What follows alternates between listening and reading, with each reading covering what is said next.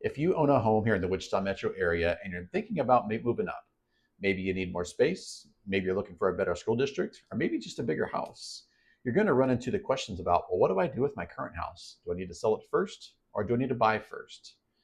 Well, for most people, they do sell first. But today I want to talk about what your options really are so that you can make the best decision for you. When you're moving up, you essentially have three options. Option number one is you sell first and then you buy. Option number two is you buy first and then you sell. And option number three is you do them both simultaneously using a contingency. In today's video, we're going to go through all three options and talk about the pros and cons for each. So let's start with the pros and cons of selling first. Well, once your home sells, the first con is you've got to move somewhere. And for a lot of people, that means they either have to rent someplace temporarily, move in with friends and family. I know people who have moved into an RV. And you also may have to find and rent a storage unit for all of your stuff. For a lot of buyers, that puts them in kind of a rush to find that next place. And the fear is, and what I've seen happen is they can sometimes settle for just okay instead of really finding the home that fits them perfectly. The second con is you're moving twice. And for a lot of people, that's an extra bit of stress they really don't want to have to take on. Now, there are some pros to selling first. The first being is your home's already sold, so you know exactly how much money you have to put towards the next home. The second thing is with your home already sold, the offer that you make is going to be non-contingent. And in the market of today in Wichita in 2026, which is still pretty competitive, if you're non-contingent with a large down payment, that may make your offer very attractive to sellers today. So let's talk about the options of buying first before you sell.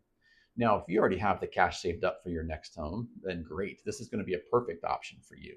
But for most buyers, that's not typically the case. So your other options are going to be in some sort of financing. Now, if your current home is paid off and you can just qualify for the loan on the new house, then this would be a great option as well. Your other options would be to be able to qualify for two mortgages and have two mortgage payments for a while, or somehow access the equity in your current home, like through a bridge loan, which is like a short-term loan, which I'll get into in more detail here in just a little bit. But either way, you're going to have either two mortgage payments or two loan payments, at least for the short term, until your current home sells. Now, there are some pros and advantages to this option. The first being is you're shopping under really no timeline other than potentially having two loan payments, which means you can kind of take your time and find that perfect home and not just settle. The other advantage would be that you're shopping non-contingent again, just like selling before you buy. So your offer may look more attractive to a seller in today's market. Next, let's talk about buying with a contingency because it is the most popular option here in the Wichita metro area. Now, there are some definite cons and disadvantages to buying with a contingency, so let's go over those first. Well, the first one is your offer may not look as favorable to a home seller with a contingency as an offer that's non-contingent. Now, there are several factors that go into that and reasons why. The first being is when you're buying with a contingency, not only do we have a buyer and a seller, we've now added in an extra party of another buyer for your property, which just adds another wrinkle and potentially other things that could go wrong throughout the transaction. The other thing is there is some uncertainty around a closing date until we have your home under contract. And so for a seller, just having that extra uncertainty with another party involved, an unknown closing date until it goes under contract, that can be enough for a seller to really take maybe an offer that's non-contingent over a contingent offer. Now, the way to combat that may be to entice the seller to take that contingency by increasing the purchase price. So basically financially incentivizing them to take your contingency, which again may mean you need to pay a little bit more in order to use the contingency.